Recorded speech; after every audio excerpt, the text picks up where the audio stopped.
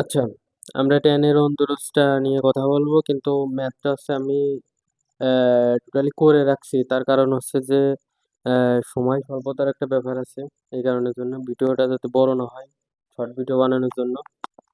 তো যাই হোক, সমস্যা নেই। আমি বিস্তারিত আলোচনা এবং বুঝিয়ে দেওয়ার চেষ্টা করব। তো সেটা হচ্ছে যে আমরা এখন এই যে টেনের যে অন্তরজটা বের করব। তো এখন আমরা এই যে বিগত যে দুইটা বের করছি, তো সেখানে আমার এটা আমরা জানি যে limit H tends to zero function x plus H minus F x. তাহলে অর্থাৎ ফাংশনের জায়গায় আমি যেহেতু ট্যান এরটা বের করব, তো আমি সেই ক্ষেত্রে ট্যানটা আর কি বসাইছি, আর নিচে এইচ। আচ্ছা, এ- এখানে দ্বিতীয় লাইনে এই limit H tends to zero এটা এভাবে থাকবে। আর আমরা 9-10 থেকে আমরা শিখে আসছি যে সাইন ডে ভাঙলে কি হয়, তাহলে সরি, ট্যান ডে ভাঙলে কি হয়, তাহলে ট্যান ডে যদি আমি ভাঙি, তাহলে আসবে হচ্ছে আমার সাইন ডিভাইডেড বাই কস। তো সেম ভাবে এখানেও সাইন ডিভাইডেড বাই কস। আচ্ছা, নিচে এইচ ছিল এইচ। এবার তৃতীয় লাইনের limit H tends to zero এভাবে থাকবে। আর এই জায়গায় আমি হচ্ছে লসাগু করছি। তো তো লসাগুটা করার আগে আরেকটা বিষয় একটু বলে নিই। সেটা হচ্ছে যে এই যে নিচে যে এইচটা ছিল, অর্থাৎ আমার এইচ এর নিচেই কিছু নেই। কিছু নেই মানে কি, ওয়ান আছে।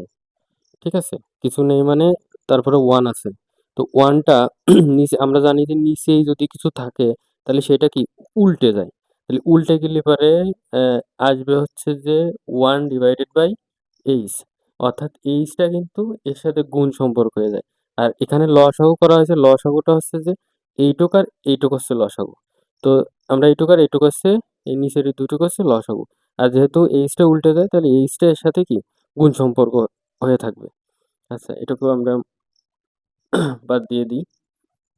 তো এখানে আহ, আমরা এবার দিই লসাগুটা করার চেষ্টা করি। লসাগুটা হচ্ছে যে আহ, এই জায়গায় নিচেরটার সাথে অবশ্যই ভাগ হবে, তাহলে এখানে ভাগ করা হয়েছে। ভাগ করে এটা বাদ পড়ে গেল। তাহলে থাকে হচ্ছে শুধু কস আর এই এত। তাহলে কস আর এত আমরা লিখে ফেলছি, এই এত মাইনাস। মাইনাসের পরে এখন দেখা যাচ্ছে যে এখানে আছে কত, কস আর এই কস। তাহলে এই কস কস এই দুটো বাদ পড়ে যাবে। বাদ পড়লে থাকলে হচ্ছে আমার এইটা আর এই যে সাইন এক্স, এটা। তো আশা করি এই পর্যন্ত সবাই বুঝতে পারছে। তো তারপরের line limit x tends to zero, এর কোনো পরিবর্তন নেই। আর উপরে উপরে অর্থাৎ এই লাইনটা একটা সূত্র পড়ছে। এটা সূত্রটা হচ্ছে যে আমরা প্রথম দিনই কিছু সূত্র দেখাইছিলাম।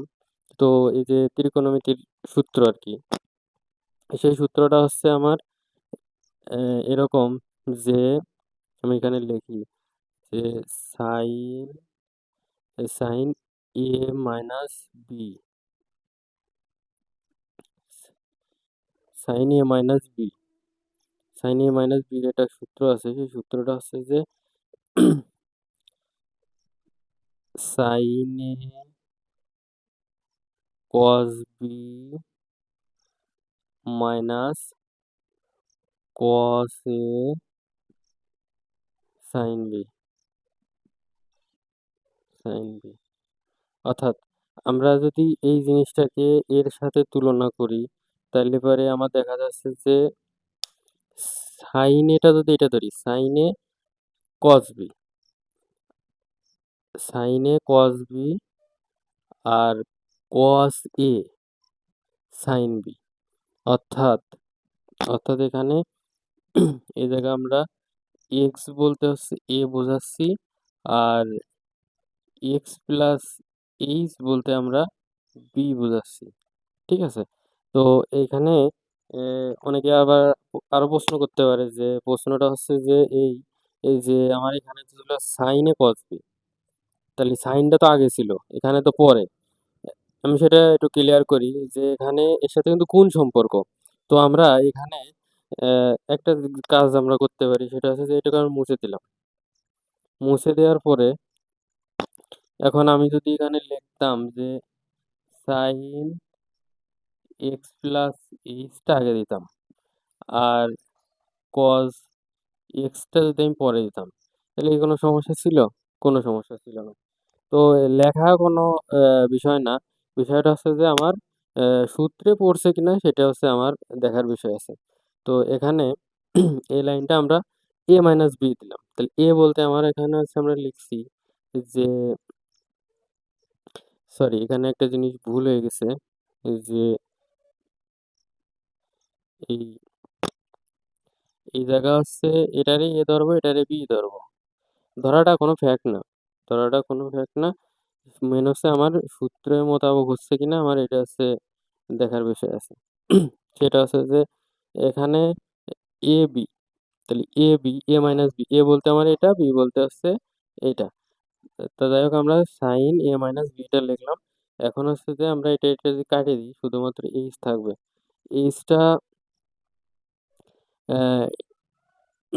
এইচটা থাকলো, তাহলে এবারে আমার এখানে একটা পরের লাইনে আমরা একটু খেয়াল করি যে sine h tends to zero. তো এখানে এই যে সাইন এইচ আর নিচে কত আছে এইচ, এটা আমি আলাদা করে লিখলাম। তাহলে sine h divided by h, এটা আমি আলাদা করে লিখলাম। তাহলে উপরে তো আমার কিচ্ছু থাকতেছে না, শুধু কি থাকতেছে ওয়ান। ওয়ানটা আমি এখানে লিখছি আর নিচে যেটুকু আছে আমি সেটুকু আছে লিখলাম।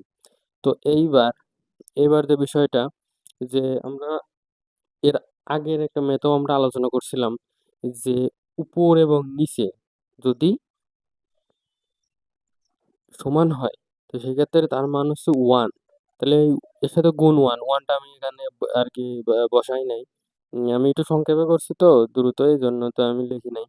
তো এখানে আরেকটা বিষয় আছে যে limit H tends to zero.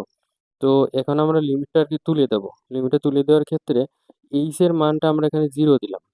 ঠিক আছে, এইচ এর মানটা জিরো দিলাম। তাহলে এই যে one divided by cos x into এখানে যদি জিরো দিই তাহলে থাকতেছে কত, এক্স, মানে কজ এক্স থাকতেছে। তাহলে কজ এক্স গুণ করলে পরে আমার হবে হচ্ছে যে এখানে আমি একটা লাইন লিখি নাই, সেটা হচ্ছে যে ওয়ান ডিভাইডেড বাই এটা হচ্ছে কি কজ এক্স।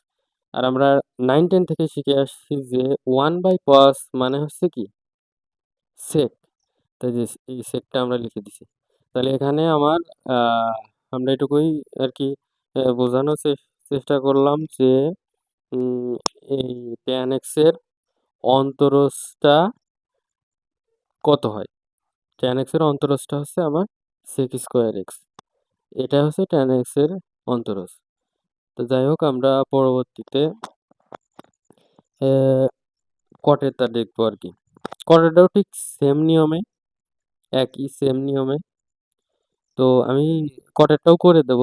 তবে আশা করি এটাই যদি কারোর বোঝার মানে অসুবিধা থাকে তাহলে পরে অবশ্যই জানানোর জন্য ধন্যবাদ।